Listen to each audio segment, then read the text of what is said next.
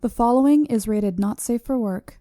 It contains strong language, adult situations, and lots of spoilers. Discretion is advised. In the criminal justice system, cinematic-based offenses are considered especially heinous. The dedicated attorneys who investigate these villainous films are members of an elite squad known as the Reels of Justice. These are their stories.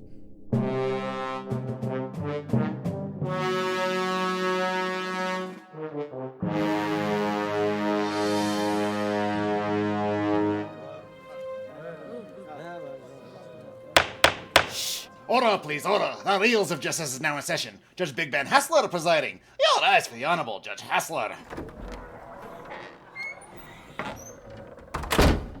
Be seated. Welcome to the Reels of Justice. Today we are hearing the case of the People versus Avengers Infinity War, a 2018 superhero movie about Earth's mightiest heroes teaming up with new allies to take on the mighty Thanos and stop him from collecting the Infinity Stones with which he plans to wipe out half of all sentient life in the universe. How rude. For those of you unfamiliar with our court proceedings, we are here to determine if this film is guilty of being a bad movie. As always in this courtroom, films are to be considered excellent until proven awful, and the burden of proof lies upon the prosecution to prove beyond the shadow of a reasonable doubt that this film is guilty.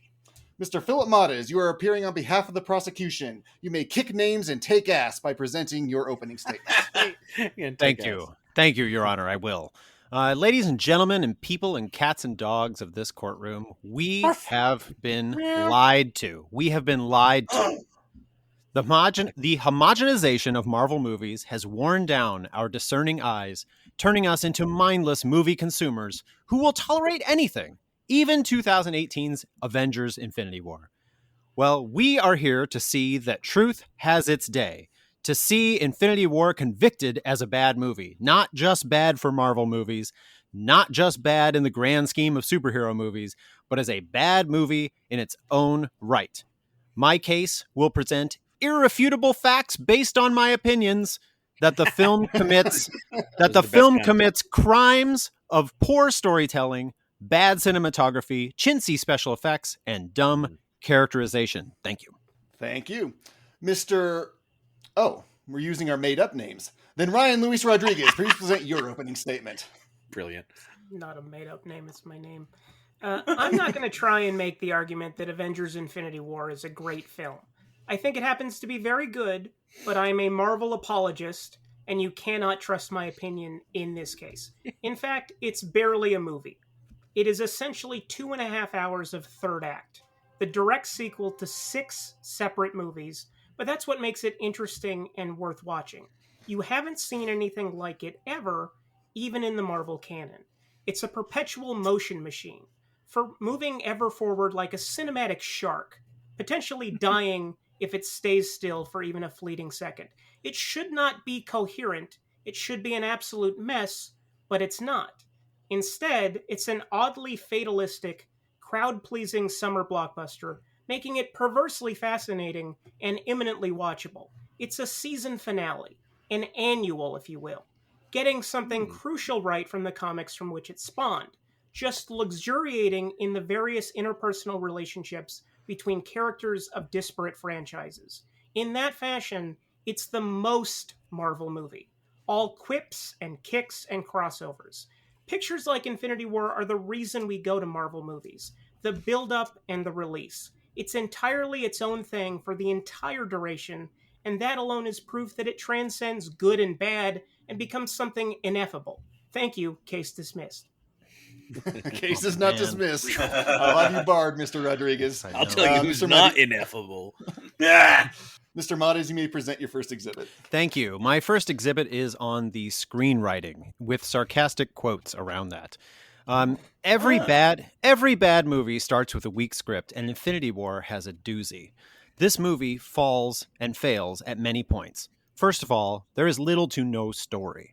It has been argued, and may very well by my opponent, that Thanos is the protagonist of this movie.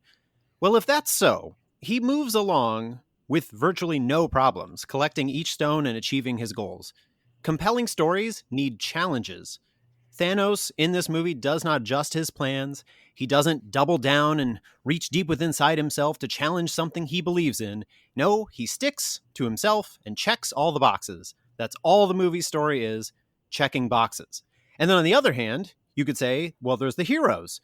But they either deflate every emotional moment with a joke or quip, or they rely on the one plan they have to defeat Thanos, which is punching people. Granted, this is a superhero thing. I get it. But seriously, all they do is punch.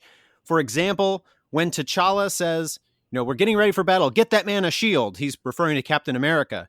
It makes sense because he carries a shield, but wouldn't it also make much more sense to use one of Wakanda's many incredible assault weapons to go against the space army? Well, not if your plan has no imagination, it doesn't.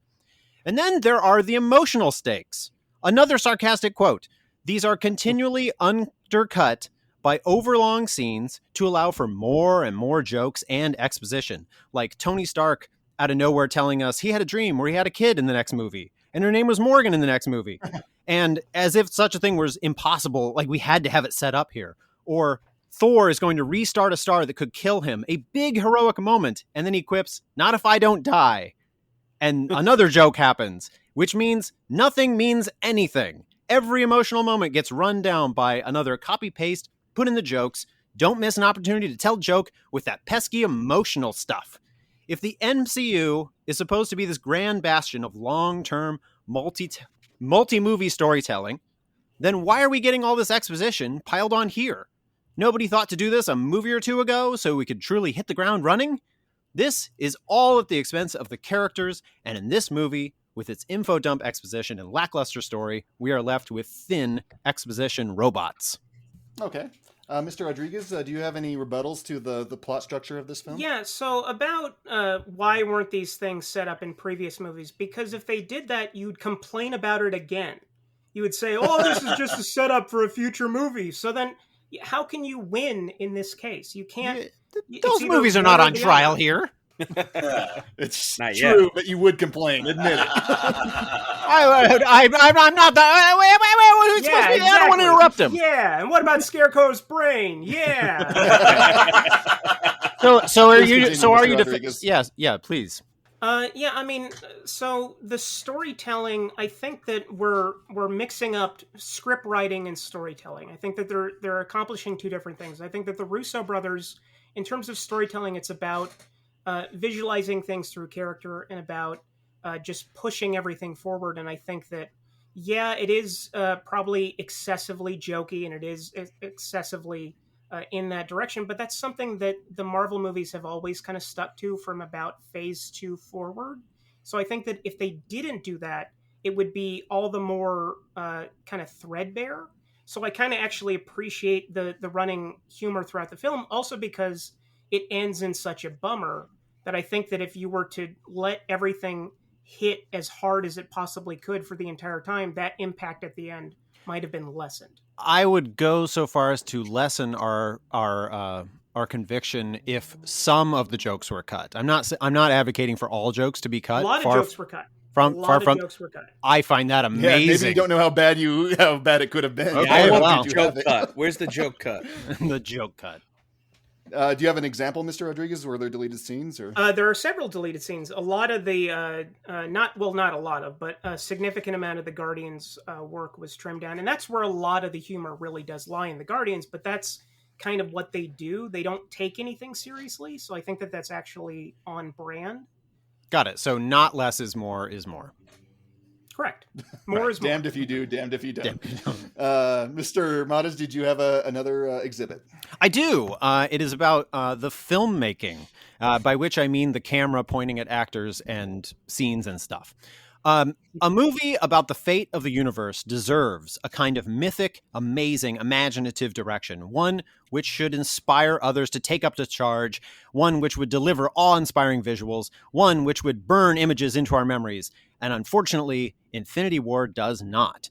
Now, you mentioned the directors Joe and Anthony Russo. They have enjoyed a career full of terrestrial, basic, point-and-talk direction, and Infinity War is their least spectacular effort.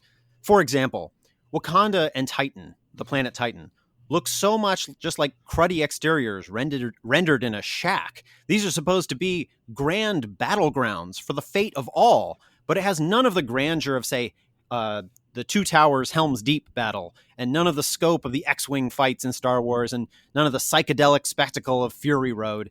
Fights happen in a field, by a tree, or next to a field, near another tree.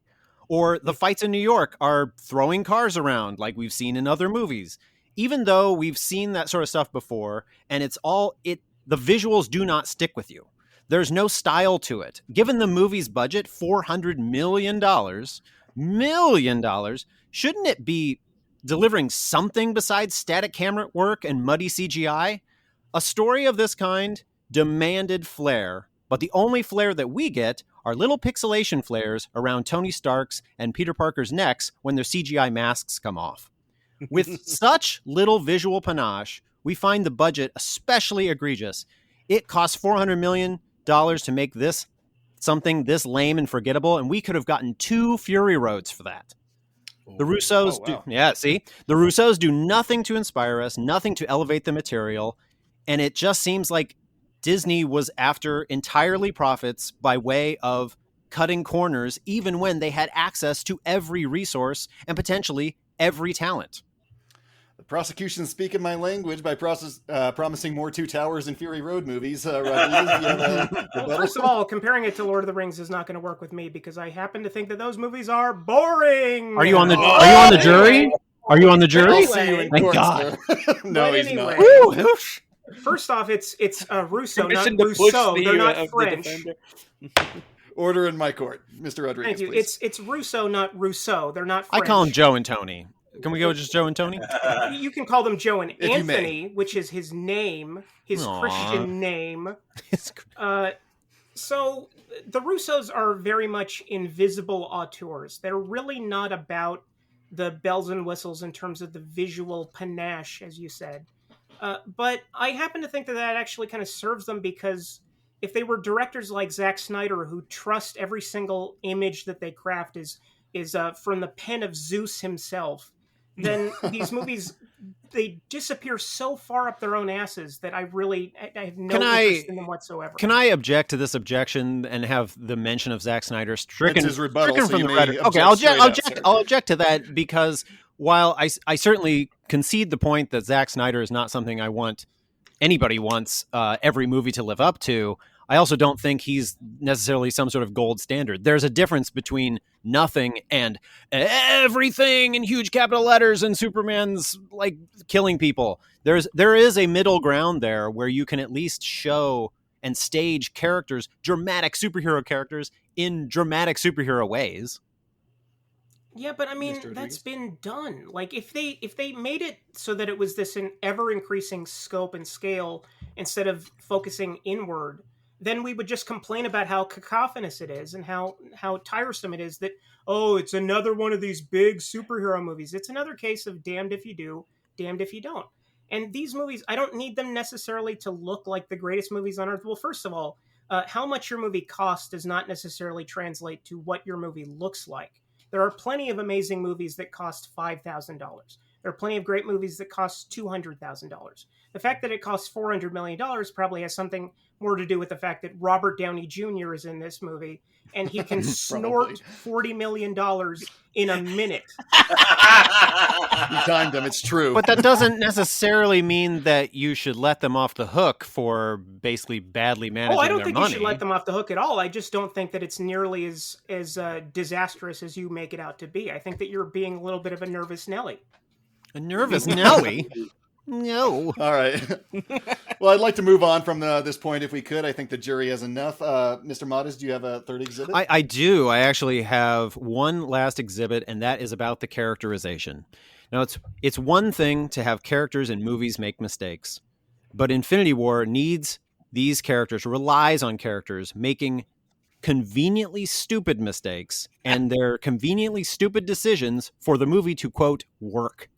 It reduces characters to cameos, like they're walk-on celebrities for an SNL sketch or some overpriced Super Bowl commercial.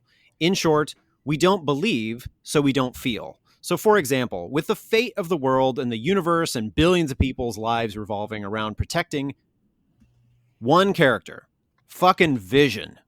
This is pre-WandaVision version of Vision, who was in the films up to this point not the most outstanding character. Most people, I think, would call him kind of a drip. We aren't given a real reason to care about him in the context of the movies or in the context of this one movie. We are just told to by the laziest and cheapest screenwriting moves. Just tell us, yeah, he's important. So another example, Peter Quill taunting Thanos instead of helping get the gauntlet off his arm or, let's say, doing absolutely nothing. If he had just walked away, then maybe that would have worked out and Tony wouldn't have stopped also pulling on the gauntlet to get it off his hand. Instead, he does what all superheroes do in this movie. He punches Thanos. And then another example, when Thor puts the axe into Thanos' chest, instead of killing him, he walks up to him, walks slowly up to him and talks to him and lets him talk too, because what's the worst that could happen? The movie repeatedly values dialogue over logic, jokes over emotional stakes, and it is losing its credibility as it goes. And all of this culminates in the big scene, the reason anybody could confuse Infinity War for a good movie, the snapping. An empty gesture disguised as a dark ending. So up to this point, we have come to expect certain things from the Marvel brand. Above all, we understand it as a brand. These are products owned by a corporation, one which celebrates contract signings and projected movie slates in public. They make a big deal out of you trusting what that is and knowing that it exists beyond itself of the movie. So we are supposed to believe, watching Infinity War, having understood this as a corporate product, and corporations try to make money above all, we're supposed to believe they would actually kill Black Panther and Spider-Man, their two biggest moneymakers in their roster. The people call bullshit. No way. Absolutely not. As soon as the two biggest moneymakers ever disappear into dust, any discerning person calls bullshit, thereby ripping the stakes out from the movie's ending and leaving us feeling as empty as the movie itself. Case closed. It seems like you've gone for the head. Mr. Rodriguez, you may rebut and present your case. Several points in there that I just want to touch upon. Spider-Man was not one of the biggest earners at the time of this movie coming out. That only changed with No Way Home. Also, Black Panther had not been released when this movie was not only being written, but being shot.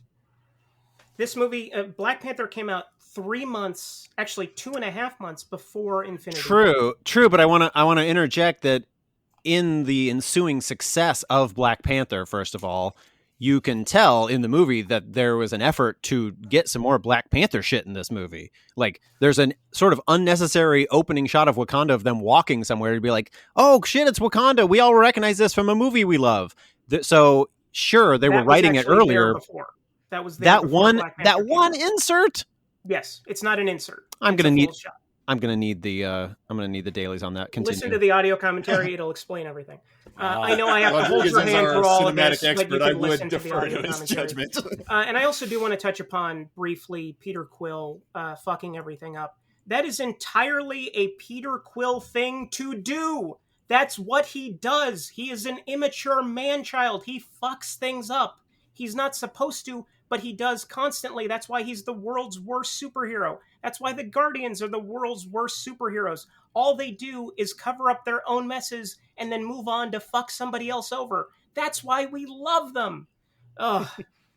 I also want to deal with this shit one more moment here. Going back to the Spider-Man thing, I think we could all agree that although it's Homecoming, which would have been released. Maybe Homecoming wasn't the biggest earner, but certainly Disney knew that Spider-Man, the idea of a Spider-Man movie, is a cash cow. They fought tooth and nail working out this crazy deal with Sony just so they could put them in their movies and in their trailers. They know what they have by having Spider-Man in the MCU. So sure, Homecoming itself might not have made much money, but no CEO at Disney is like, well, the Homecoming isn't making $10 billion. Maybe we should get rid of Spider-Man. I think the reason that, I think that them killing him is actually one of the more interesting things that they do in the film, simply because he is Spider-Man. We expect that he's going to survive every single event that he puts himself through. But I think that by taking these people off the board, first of all, it frees up some more of the interesting dimensions of Endgame, which is a movie I know is not on trial here. It's not on trial here. But It's I not on mean, trial you have here. to realize that this was written and blocked and produced as a 2-part movie, and that was revised during physical production to become 2 separate films. So I think that that's just something that is some of those things just go by the wayside. I don't think that it really hurts the movie. In fact, I think that Spider-Man dying is possibly the most acute emotional moment of the entire film. But that's just me. I would not debate against the merits of the acting in the moment, but I want to say again that the overarching Marvel brand brings the viewer out of it to understand intellectually, to make sense of something as big as Spider-Man's dying. I think an intellectual mind watching that thinks, well, maybe for now, but he'll be back. So I think it deflates that. And with that, I rest, Your Honor. For a second time. For a second time. You know what? I'm going to rest. As many times as he wants. I want to rest. I want to rest right now.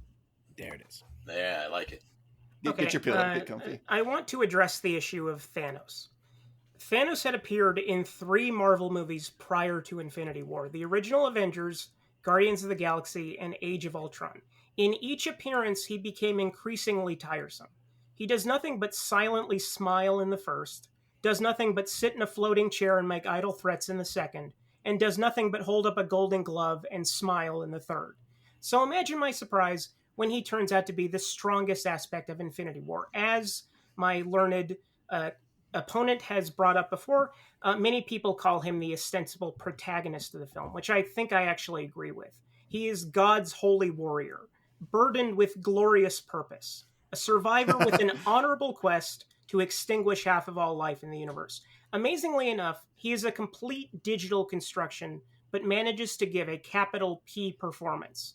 In many similar cases, these characters are typically vocal performances built over a digital chassis, but Josh Brolin is emoting through ones and zeros, and everyone that comes in contact with him feels tangible, even as they're just probably looking at an actor in an unflattering motion capture dickie.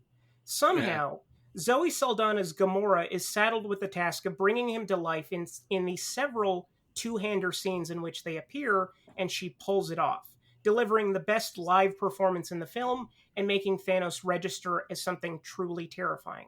The villain who not only thinks he's right, he knows he's right. Do you have a rebuttal? I think I do. I want to actually focus on the moment you're mentioning with Gamora and how, while again, I can't fault an A-list actor doing great work.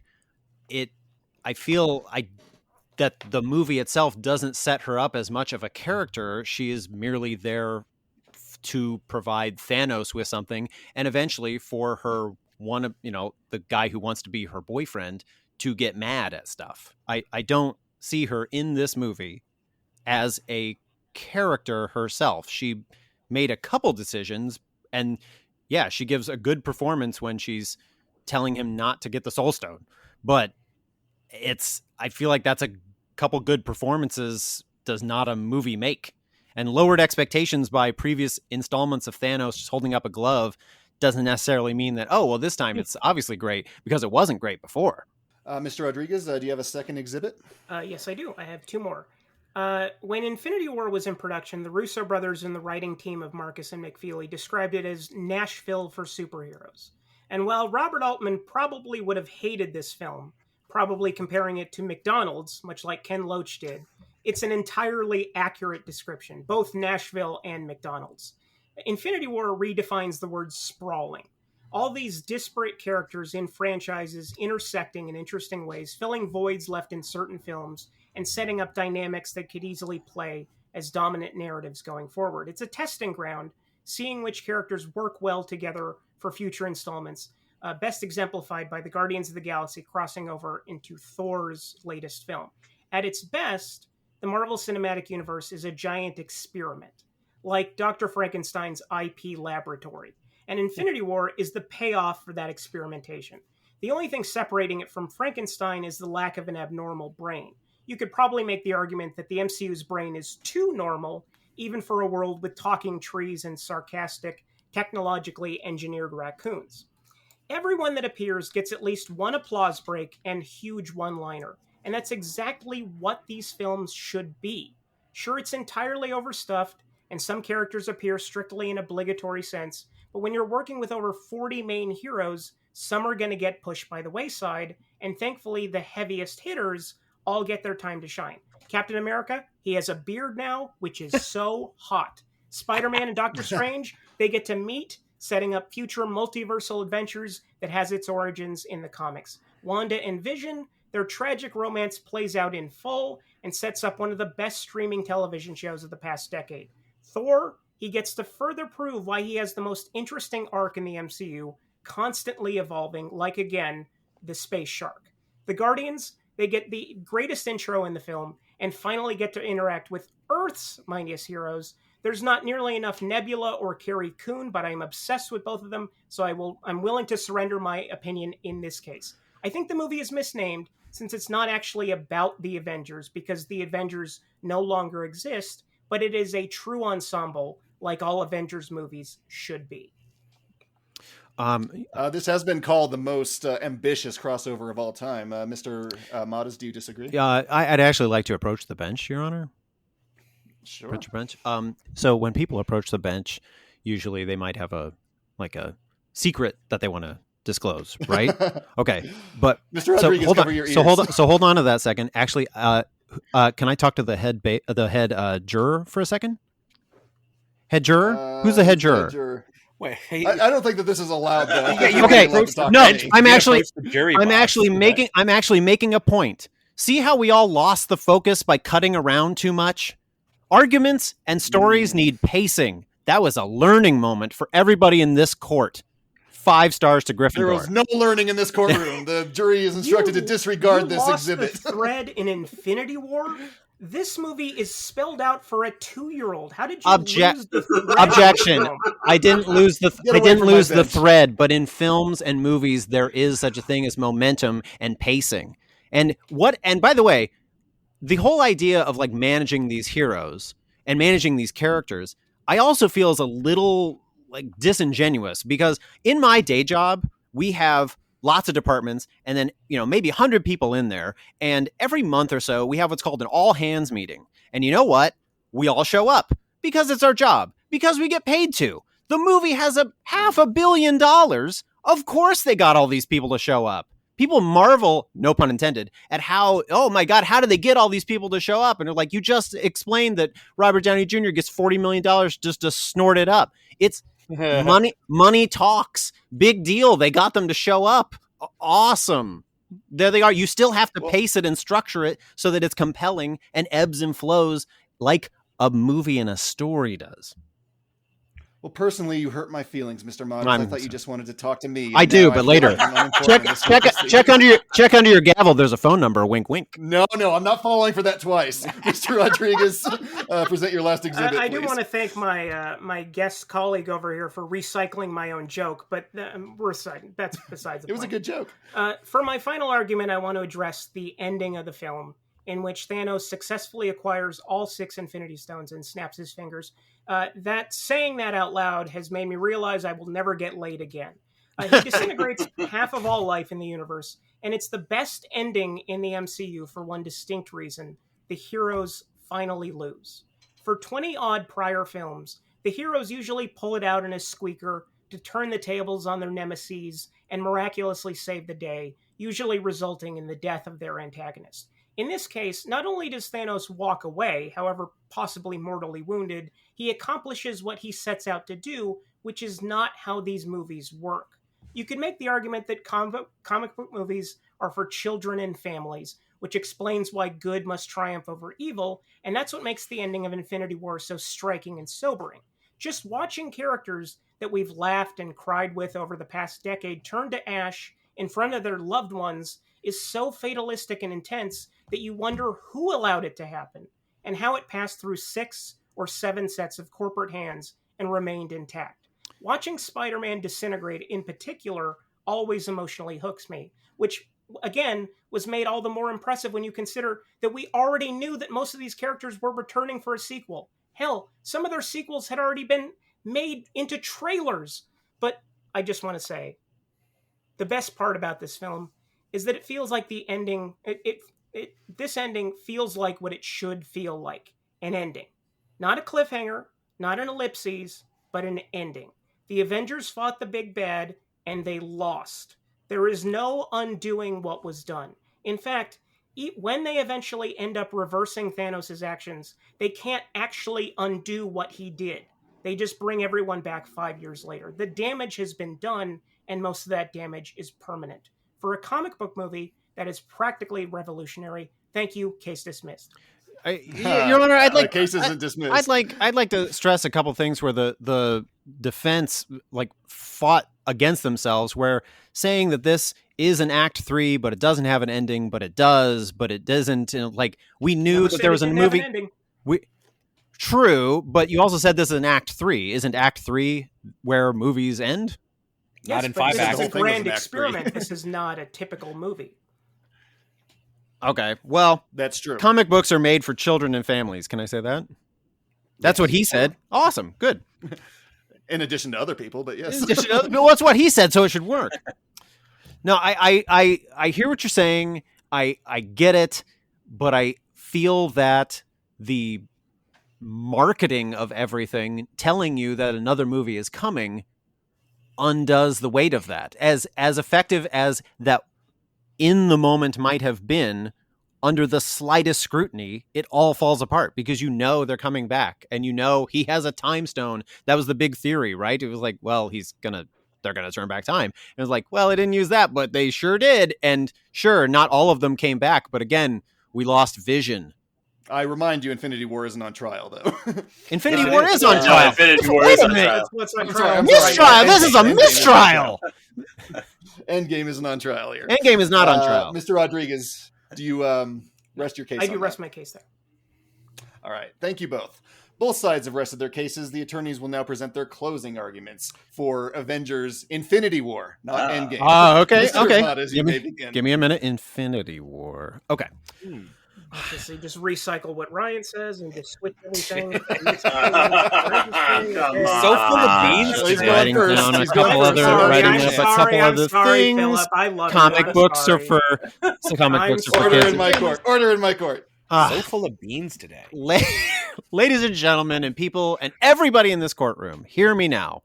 My opponent's argument comes down to justifying a corporation's right to deliver a product, however misguided, overstuffed, or poorly rendered that product might be. To let Disney go on throwing movies at the screen as long as it checks a bunch of boxes. It has this guy, it has this, it has that. You like those things, right? Well, good enough. As though good enough is tolerable at this level. As though cinema, art, and stories can be manufactured like a meal off a fast food joint's menu. He mentioned McDonald's earlier. That's kind of what this is. I was thinking of Domino's Pizza myself. Now, I eat Domino's Pizza. I generally like it, but I mean, I'm also under no illusions that the food I'm consuming from Domino's is good, necessarily. I'm under no illusions that this food should be considered among top tier of its class, that it's good for me. It's a product, just like Infinity War, except one costs a couple bucks in resources and the other costs $400 million and looks worse than the day-old pizza currently sitting on my dining room table. As a product of a powerful corporation whose sole focus is on its own bottom line, a corporation willing to cut corners with special effects, easier costumes, cram scripts, barely journeyman filmmakers, all as long as it can monopolize theaters and our wallets. Infinity War earned $2 billion for a company that does not care about you. Quite literally.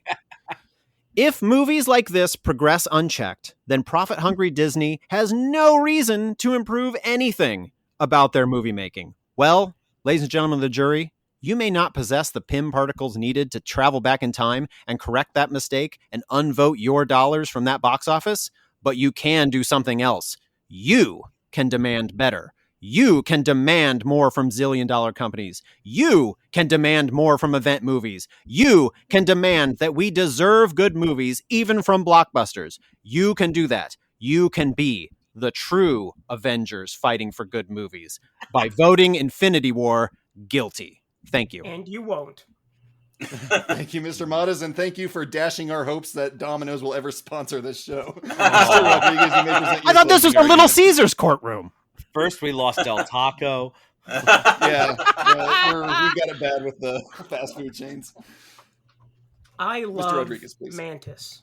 Mantis is my friend, my good space friend. Everything Mantis says is amusing in the least, hysterical in the most. Everything she does is adorable, even if she's just in the corner of the frame sleeping while someone else in the foreground is saying something of consequence, or bouncing up and down in a gravitational anomaly in the background, like she's on a trampoline.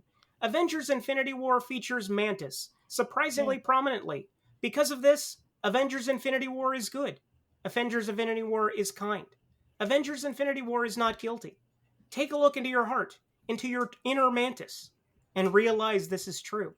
Mantis is not you nor me, but we can aspire to be more like her. For Mantis, gentlemen. For Mantis. Thank you.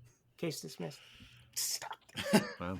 It's not dismissed, but I will pass it to the jury. Members of the jury, Mr. Dylan J. Schlender, Mr. Maynard Bangs, and Mr. Big Ben Haslar. You've all heard the facts concerning this case. It is now up to you to determine if this film is guilty of being a bad movie. The bailiff will escort you to the deliberation room to render your verdict. I don't know why, but the only social media I could find Thanos on was Snapchat. Oh, Man, yeah. Wow. Gets it. Right off the top of his head. Nobody writes angry letters to him. He only gets half of them. I'm writing it right now. Give me time. All right, everyone. I gotta say, when this case was brought before us, I respect Philip a lot, but I was like, man, he's crazy. This is going to be a hard pill to swallow. But he made some very good arguments. I think he kept his case focused and narrow, and he did point out some of the weaknesses of the movie. Like it isn't shot very dynamically. Like we've seen action scenes like this before. The character moments aren't particularly great. But Ryan came in. He's like, you can't really look at this like a movie. I mean, this is, like he said, it's a sequel to 6 different movies, tying things together. Something like this hasn't really ever been done before, So they're just trying. I don't want to say they were making it up as they went along, but, there's going to be some growing pains doing something like this. And if you look at the intentionality of the movie, I think it hit pretty much all of its marks, But Maynard, I'd like to hear what you have to think about the case. I also came in thinking, kind of like similar when we did Skyfall. Is like, we're prosecuting Infinity War? No, that's the good one. Endgame's the stupid one, and we're going to prosecute Infinity War? But Philip had a lot of great points. They both did, really. Philip was totally right that a lot of the backdrops are really dull and not well realized and even poorly rendered, right? It's like it's a field, or they're just like fighting in some abandoned train station, or they're very nondescript and uninspiring. But then Ryan's right is that, like the CGI rendering on like Thanos makes him very believably realistic. So like there's good visuals in here and there's bad visuals, and sometimes they exist on the same frame. Yeah, and I think you see that with a few of the Marvel movies, like the Black Panther fight, where both Black Panthers are fighting at the end of that movie. It looked like a PlayStation game, It was not great. Yeah. So there's definitely precedent for bad visuals in Marvel movies. And then I'd like to hear more from Ben too. But like one of the things that I think Philip got too is I think there is too much humor in this movie. Like the Guardians should be silly, but like why is Thor and why are captains stopping in the middle of fights to make jokes? Oh, you know what? They didn't bring it up, so I can't ding them for it necessarily, but I hated everything they did with Bruce Banner in this movie. Like, making him, laughing and being in the Hulk. And I hate what they do with him in the next movie, too. But yeah, so Disney is such a machine now, and I do feel that. So that, I think, is the strongest argument on the prosecution's point. Like, the jokes are obvious. They're not taking risks with them, and I feel like ever since phase 2 it just kind of gets goofier and goofier, because it seems like that's the sort of thing the audience is expecting, and it bugs me. It bugs me that it's such a product, and Disney's buying all of these products up, and like they're basically have like what people consider a movie is now, like when you watch any trailers, like they own like 5 of them beforehand. But I do like that this movie, bro. What? I said Disney's always been huge, bro. It has been huge, just only getting huger. And their brand of humor, the jokes they tell, like in every movie, I find them, I can see them before they land, and they're nothing jokes. They're lame. They are good. I agree. They're good theater jokes, though. They're theater jokes. That's exactly what they are. You maybe chortle one time, and that one guy making a spectacle of himself will laugh it up. But that's it. After that, you're done. The good example is that sun will kill you only if I die. Yeah, everyone laughs, but that's it. It's cheap. Oh, and I hate Peter Dinklage in this movie. I love Peter Dinklage as an actor, and I think that was even fine for him to be cast. But the put upon deep voice he does is awful. It's really bad. A point Ryan made in his closing. I did not see Carl Lumbly in this movie at all. He said Mantis was in there. I had to get it in. Oh, how dare you invoke Mantis? How dare you, sir? I do like Mantis, and she does have a lot of great background things in this movie. She is pretty funny at that. The Guardians are pretty much universally praised by everyone. The Guardians slap absolutely. Yeah. It's just that when they meet Thor, it should be more of a clash, and yet Thor blends in with them and becomes one of them so easily and is quipping along with them. And it's didn't you just watch your brother and half your people die? Shouldn't you, I don't know, not be so funny right now? And another point I want to make that I thought Philip got right, that Ryan mentioned, that to me, this movie didn't feel like it had an ending, because I think all of us went into the theater knowing Endgame was going to happen, knowing this was part 1 of a 2. And that's Disney's marketing mistake. They should have never let people know there was an Endgame coming. I don't know if they could have, but yeah, I agree. They done whatever they could to have kept that secret, so that when everyone fades away, you think they may never come back. Because Philip's right. It's not just that Black Panther was big and Black Panther and Spider-Man were big. It's that they were the newest additions to the team. Yeah, you think they're only going to stop at one movie? No way. Exactly. You knew Iron Man and Cap would be on their way out. So I never understood why they made all the young new guys fade away and kept kind of the old school guys to run through Endgame. It's because they need their last big hurrah, but yeah. They could have had a last big hurrah by coming back after the snap undo and finally saving the day there. We'd seen them enough. It would have been nice to see Black Panther and Spider-Man and Doctor Strange having to work together in Endgame and let us get more attached to them as fans of the franchise. I don't know. To me, that just strikes me as a quibble. I mean, these are humongous movies. That's not a quibble. That's a huge thing. Do not do that joke. That's not a quibble. It's a huge thing. I don't think it's huge. I think you go into this knowing everyone hit you though. Everyone was everyone's going to be fine. You're all talking over each other. Fan. You're a pro wrestling fan now, Dylan, and you understand that the legend, the Hall of Famer guy, doesn't need to win his last match. Right? I know he needs to put the young guy over, and that's what Endgame should have been. And I don't disagree, but I'm just saying this idea of they shouldn't have killed the guys that we know are coming back. It doesn't matter who they killed. They're all coming back. Even if they weren't advertising the other movie, it's they're not staying dead. But Doctor Strange literally said this is the only way. It's come on. You do feel it, though, right? When Spider-Man goes and when all these heroes evaporate into dust, it's not like you're oh, they're all coming back. In that moment, it is. And where Thanos sits, it does end. You are wanting more. Yeah, it is a bit of a thud, and you're holy crap. But then you have time to sit with it, and you go, they're fine. Yeah. Although the one that gets me worse is Scarlet Witch. Scarlet Witch screaming in agony up at the sky as she fades away. That one gets me worse than Spider-Man. Fair enough. With Vision in her arms. Do that, very but sad. that's okay. Yes, she does. No, she looks up silently and goes. Oh, yeah, but it's clearly a scream. She can't scream because she's fading away. No. We'll talk about that later. It's a scream. It's a silent scream. We're not supposed to talk to people who aren't in the jury room. Philip, get out of the damn jury room. Anyway, so who wants to go on record first? I think you should go on record first. Okay. I definitely came into this saying this is a good movie.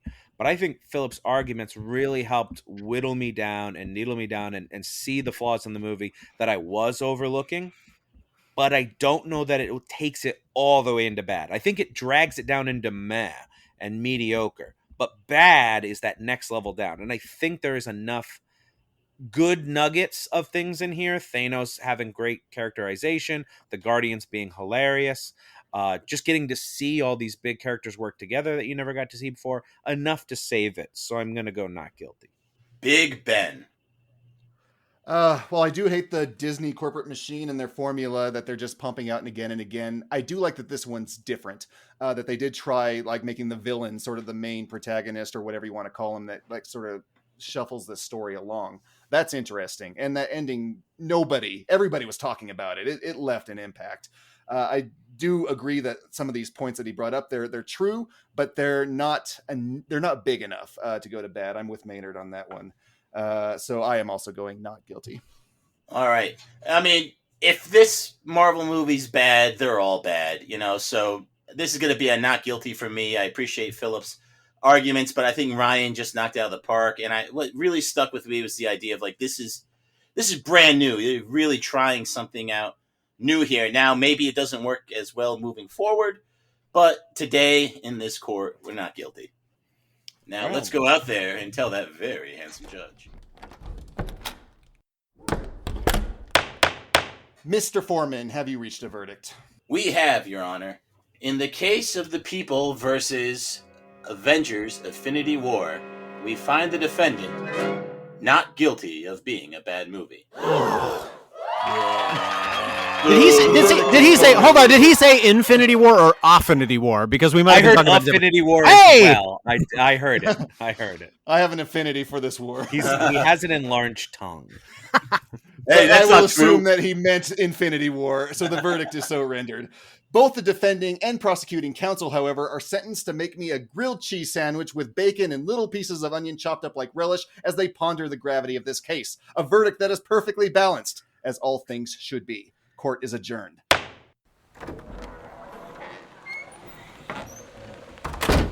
Me a snoot. We at the law offices of Scorsese, Coppola, and Coppola knew this was an uphill battle from the get-go. A real David and Goliath scenario, and sadly, today, Goliath wins too often by paying off jurors and corrupting the courts with its lowered standards in movie making. I'm not saying they were paid off. I'm just not saying it. But fortunately, we have a second part of this case coming up behind, right? This is where it ends badly, and then we get to do the next one. Nope. What? Well, I'm gonna collect signatures for the Trader Joe's. Me a snoot. This is the stupidest fucking thing you have ever done, Rob.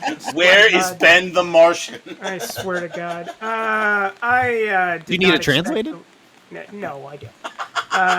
I think it all boils down to Rob having fun with a stupid voice, which is what these things usually boil down to. I was not expecting to win this one. I'm not exactly the biggest fan of this film, especially having now seen it, I think, maybe 4 times, maybe 5, which is way too many times. But, what are you going to do? Again, I am an apologist. But yeah, we should kill the Disney machine. Can we all agree on that? I think we can. Right, Snoot? Me a snoot. Whoa, dude! Oh my God! Jeez! Real Oh my acorns on that guy. Me a snoot. Oh my God! Wow, what an intellectually distinct character that was. That was Yeah, no completely one's complain non-actionable. about that one. I want an apology for every person I've ever interviewed. It was right completely now. non-actionable. So give it that. No what one did is you gonna have? hear that You impersonation didn't have and go, any "We're gonna idea. Sue that guy. All Yeah, you could right. do was sit up there and criticize from your fucking tower. So Philip, great case. Thank We you. will have you back. We'll have you back for part 2. You wait. Is it going to we'll be get a Ryan is it going to to it. be is it going to be a rematch between me and Ryan again? It's going to have to be Nope. now. It's got to We've be. gone against each other twice. We're- so yeah, gotta- we got to but we got to figure out best That's of 3. the rubber match. That's The rubber match. Yeah. I like No. it. Well, come on, I don't get one against. I should have put it in my writer that I didn't want to go against Ryan because it's too hard. Yes. Oh God, though! I tell you what, the way you presented your arguments, you probably would have beaten me. So, Damn it! Don't tell me that. I know, it's like, man, those are really well thought out. I was just gonna say, hey, come Well, on. just Dylan would say case It's dismissed. like, hey, they go into space. Oh, I wanted to say, like, during the case, it was kind of hard. I have always kind of just felt sort of meh. I forget who said it, but it is just kind of like meh about this one. I actually really enjoy most of the Marvel movies. I really enjoy Endgame for whatever reason. I think it's just paced better, but something about this one just like It just Lead feels like poisoning, maybe. It feels like autopilot a lot of times to me, but yeah, I You had know, fun. I actually That's what thought that I Endgame would end felt up to me, prosecuting this when I heard that we were doing this case, and I was kind of resigned to it, but I understood what the points would be. Hmm. And you did bring up most of the points that I probably would have brought up Sure. if I had that case. Yeah. Yeah. Yeah, we And didn't touch like Thanos' motivations, things changing from Well, the comic, but I'm glad they Ironically, did, because he's not interesting in the comics at all. no. And ironically, somebody mentioned too the idea of like, well, they didn't bring up this, they didn't bring up that. It was like, there's too many points to bring up. That's kind of the point of this argument. It was like, Hulk is just like, he gets increasingly lame because frankly, it's easier. It's like, oh yeah, we'll just make it Bruce Banner smart so that way we don't have to write around the Hulk. And we're like, it sucks. So yeah, it's frustrating. and because the Hulk's too strong, frankly, to I just guess. write off the I chain, don't know. so, They don't, I'm not a big fan. yeah. Anyway, so what have you been up to lately? What's been keeping you busy? What I've been up to is I think since the last time I was on here, I've released a couple books. One is a full novel, the first of the Psychic Barber Mysteries series, about a woman with psychic abilities, and she cuts hair and she touches the back of their heads and sees a dead body one time, and that's scary. And I've also released some free mini books. Wait, tell us the title of the first book again. It's been a while. So yeah, we're talking about 3. The full one is called The Murderous Haircut of the Mayor of Bel Air. And then the tiny ones, one is about they're all in the same literary universe, right? One is about the down and out gumshoe Malcolm Fine. It's titled Pearls Before Fine. And the other is about the fabulous bedazzled karaoke singer as a detective titled The Sequins of Events. And you can thank you very much. I got a boo. Yeah, you can look those up. Just look up Phillip Mottaz or Murderous Haircut Phillip or something like that. And I'm the only one writing books about this stuff, so you probably find me. Oh yeah, fantastic! So far, till the genre really picks up. Yeah. Whoa, man, I'm in the ground floor. Exactly. Well, you'll be the trendsetter. You'll be the Raymond Chandler. of Murderous Psychic Barber. There you go. Novellas. The psychic barber is not murderous. No, she is the detective. Oh my god, I have to write these other things now. Right. I mean, eventually she will go crazy and start killing people. And then it'll stop. And we'll all think the series stopped there because intellectually, why wouldn't I go on?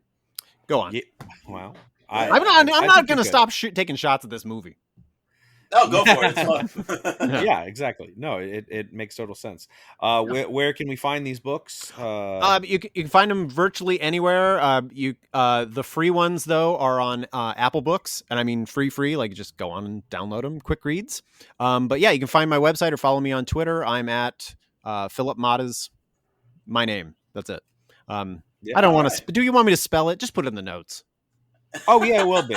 Yeah, if people look at the title of the episode, your name. So it's going to be special guest ? Yeah. There'll be a pronunciation key. We're going to spell it perfect. phonetically, That's great. too. That's great. 'Cause I messed up Rousseau. Yeah. Yeah, Ryan was savage on that. That did take you down a few pegs. He's so full of beans Names are today. important, though. So full of beans today. He gets like that when he's got to do a case. All right, well, that sounds good. We'll check that out. Now, we always ask for a recommendation from our guests for a movie you think people should see. So what is a movie that people should see? Well, I thought about this for a while, and I thought if I'm going after a comic book movie, a big hit comic book movie, that I might as well just lean in and sound pretentious. I'm going to recommend 2021's Tragedy of Macbeth. Okay. This is the movie that was directed by Joel Coen. This is the first time that Joel Coen, the first one he did without his brother. It is about the Shakespeare play, or it is of the Shakespeare play, and it's freaking gorgeous. And it is the type of movie that I watched after something like Infinity War, and as preposterous as it sounds, I actually sat up straight and was like, this is what a movie is. Look at how they're depicting these characters. Look at how they're framing this. Look at the set is interesting and how sparse it is. It's in gorgeous black and white. Denzel Washington is great. And if you like movies where the central character is a crazy murderer only out for power, this one does the same thing Infinity War does, but in half the time. It's the movie that restored your faith in cinema. Yes. There it The is. movie There it that is. restored my faith in Cinemark. And it's on Apple TV Plus. You should watch it. It's good. Yes, it's on Apple TV Plus. Thank Apple you. Books, Apple TV. Are you working Wait for a Apple? minute. You've been taking down. You're trying to take down Disney. I take down Disney. The dominoes. Man, it all lines up. Maybe I You're was trying to take down Domino's. Exactly. We're never going to get any Oh, sponsors. precious here. Dominoes. No, we love their Cinesticks. Give us Cinesticks. We'll say nice things about you. Oh, fine. Dude, actually, their wings aren't bad either. Let's But get some that- Dominoes after this. Ryan, Yeah! what is your recommendation?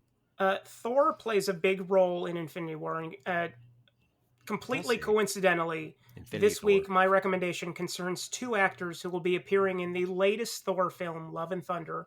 Speaking, of course, about Matt Damon and Christian Bale, and the movie is 2019's Ford v Ferrari: Dawn of Justice. I'm not really a car guy, but I'm reconsidering that disinterest after this highly absorbing picture that doubles as a subtextual critique of franchise filmmaking by committee. Hint, hint, hint, hint. Which makes it highly ironic that it was one of the first movies released by 20th Century Fox after its acquisition by Disney. Ford v Ferrari: Dawn of Justice is currently streaming on HBO Max. I remember when Good pick. Ford leaned into Ferrari and said, "You're letting them kill Mazda." Why did you say that? I liked Ford v Ferrari a lot, or Ford versus Ferrari a lot, and I especially it's a V. I especially appreciated how I thought it was going to be like the companies versus the companies, like more like heroes versus villains, but it's way more like, is his name Tracy Letts, the guy who's playing the head of Ford? He's excellent. It's just like, as soon as he's on screen, you're like, I'm not rooting for this asshole, right? And then you're not. And it's really good. I totally agree. I actually, going in, I thought that this was going to be like a biopic. Yeah. And I'm so glad it's not, because that would probably be just absolutely interminable. But this is like all the best moments of the biopic kind of crammed into 2.5 hours. And it's fantastic. Seconded. Cool. Yeah, I haven't seen it yet. I'm still Great. wanting to watch Ford v Great. Godzilla. Come on. It's the same joke Ryan made. It's just not as good. Big Ben, you were our judge. What have you got?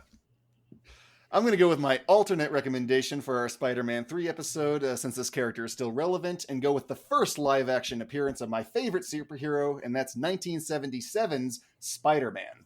It's a made-for-TV premiere for a television series that followed, but it is cut like a movie, and it even had theatrical playings abroad. Now, this recommendation is with the caveat that it fits squarely into that not good, but a movie that should be seen category, because it's very fun and interesting to see how they tried to bring the character to life with the very limited means they had available. And those means were very limited. There's a lot of rear projection involved here, folks. What's And wrong with rear despite, projection? It gets old when you see him Oh. crawling like up that, like for the whole movie. It gets a little old. But despite that, the star Nicholas Hammond, he kept reminding me of Tucker Carlson, which was bad, but I do like the way he plays Peter as such a good-natured and ready-to-help guy. I was able to watch this on YouTube, so I'm not quite sure about the legality of its placement there, but I'm sure if you search around the interwebs, you'll be able to find it. After all, enough people have to make those "What if the Avengers were made in the 70s" fan trailers. That's true. Yeah. Oh, yeah. But they have to reach into the 90s for Captain America, right? Late 80s? No, there's Red 1990. Brown. Captain America, 1990. Yeah. And, Oh, it's no, Red well, Brown he did in he did the 80s. TV pilots in 78 and 79. Oh, okay. All right. Yeah, but I The thought, Red I thought Brown the ones. movie's like 1990. Space It's Mutiny like very Boy. early 90s. Yeah, exactly. Beef slab heart. Biff Yes. Hardpack. Big, McLarge, huge. Thank you. Schlenzo, what have you got? Well, Maynard, Avengers put me in a mind of epic team-ups, and I was thinking, surely the great J. Lee Thompson has something to offer in this field. Oh, and would you God. He believe does, me if I but don't told call you me he did? Shirley. Gentlemen, The White Buffalo, 1977, starring none other than the magnificent Charlie Bronson, we see an old Bill Hickok team up with none other than Indian legend Crazy Horse, and together, with their Wild West powers combined, they hunt the murderous albino buffalo. The movie has action in great locations, and Bronson is at full pomp as the gunslinging shoot first Bill Hickok. Is it a Moby Dick thing? Is the bison trying to bring balance to the nature or something? I mean, I can get into it a bit, I suppose. The white buffalo basically decimates Crazy Horse's tribe, and Crazy Horse isn't able to kill it in time. They kill Neil Young. Yeah, they do. And he's like, hey, there's a white buffalo killing everyone in my tribe. And they're like, oh, God, get Charlie Bronson here immediately. So Charlie Bronson and Neil Young team up. Wait a minute. Okay, but yeah, I think you can't have like an albino animal character without evoking. Oh yeah, I mean, like Charlie Bronson. The reason he's going after is because he's having nightmares about it. He didn't even know it existed. Oh, you don't need to tell me why Charles Bronson's trying to kill something in a movie. I don't need a backstory. I recommend a lot of these movies, but this one actually is a very solid entry in the Thompson Bronson canon. and what a wonderful canon it is too. You sounded like the Swedish chef there for a second. Thompson Bronson.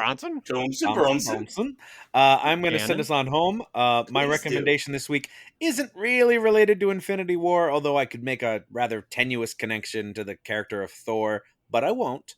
However, it did inspire a recent exchange of comments between us online, and that's 2022's The Northman.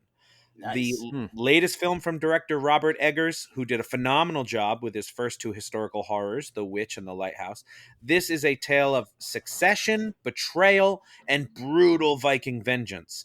Now, the story is a bit paint by numbers, I'll grant you, but the aesthetics more than make up for it. Top it all off with a fight with an ancient Draugr and the multitudinous talents of Anya Taylor-Joy, and you have a dish fit for the halls of Valhalla. The Northman is currently streaming on Peacock. I didn't know the guy. Peacock! I didn't know the guy who did The Lighthouse did that. Now I'm actually interested in that movie. No, the movie actually was really good. I gotta say, Maynard's right. It was a very simple story, almost too simple. Like, there's not a lot of complexity, but everything is beautiful and it's awesome. I didn't do enough research. I didn't know if it was I love it. based on legends or myths or something. Say again, Ryan? It's based on Hamlet. It's based on, it's based on the actual, Thor is mentioned. The legend. The hammer's mentioned, all that shit's mentioned, but it's not really based on any one in particular. Yeah. So I recommend 4 out of 4 Reels of Justice hosts. Yeah, no, I mean, what you think I'm going to poo-poo on a ATJ movie? It's not going to happen. You're crazy. Exactly. He's madly in love with her, and I know she listens to this show. So ATJ, send a little heart emoji to Maynard. You'll make his day. And with that, we're all out of show, but we want to thank our guest, Phillip Mottaz, for joining us. Thank you, Phillip. Thank you very much for having me, and always being a delightful show. Yes, and we'll bring you back for the end game. Bring it! But we may have to sub in Ryan because he doesn't want to do it.